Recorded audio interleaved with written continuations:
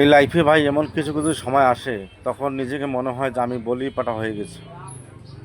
আসলেই আপনি আপনার জীবনটাকে সাজাতে পারেননি, সেটা তো আপনার ভুল না, আপনার কোনো ত্রুটি না। আপনি তো চেষ্টা করেছেন, আপনি তো ভাবছিলেন যে অন্য 10 জন যেভাবে চলছে ফিরছে, আমিও তো আমার বাকিরা জীবন সেভাবে চলতে পারবো, সেরকমই তো ভাবতেন।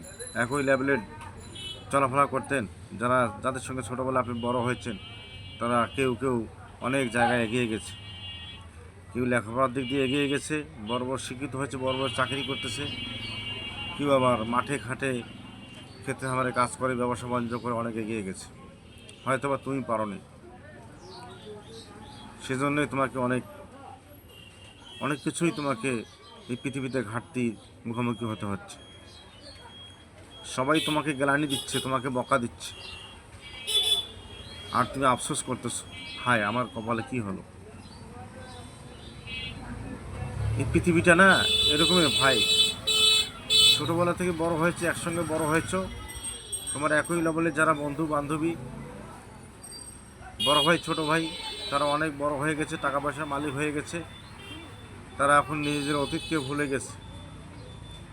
তারা শুধু উড়াল পঙ্খির মতো আকাশে উঠছে, আকাশে উঠছে। তো তোমার যে কিছু নেই, তুমি যে করতে পারো নি, সেটা তো তোমার ত্রুটি না, হয়তো বা তোমার কপালে নেই, তোমার নসিবে নেই,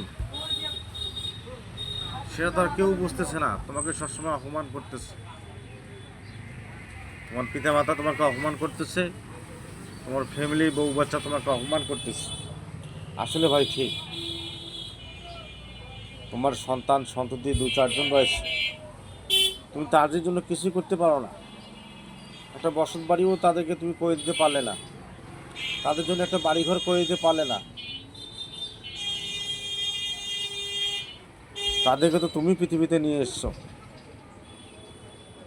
এই পৃথিবীতে যদি তাদের জন্য একটা বসত বাড়ি করে দিতে না পারলে, একটা ঠিকানা তৈরি করে দিতে না পারলে, সঠিক লক্ষ্যে যদি পৌঁছে দিতে না পারলে, তো তুমি তো একজন ফেলিয়ার ব্যক্তি, তুমি একজন অকৃতকার্য ব্যক্তি।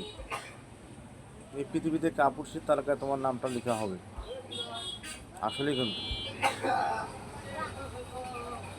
এটাই বাস্তব। তোমার ছেলে সন্তান ছোট ছোট রয়েছে, তুমি ছোটো থাকতে মরে গেলে তাদের কি হবে? তাদেরকে কে দেখবে? তোমার তো আর সম্পত্তি নেই। আর তুমি যদি ছোটো থাকতে মরে যাও, তোমার সম্পত্তি থাকে, তাহলে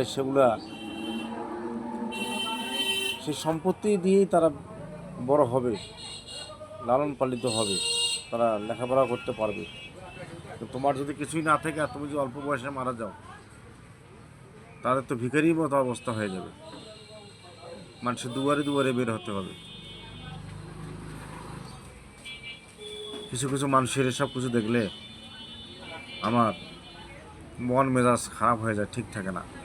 তখন মনে হয় যে আমিও তাদের মতো একজন বলির পাঠা হয়ে গেছি। আসলে বাস্তবে তাই, আমিও তাদের মধ্যে একজন।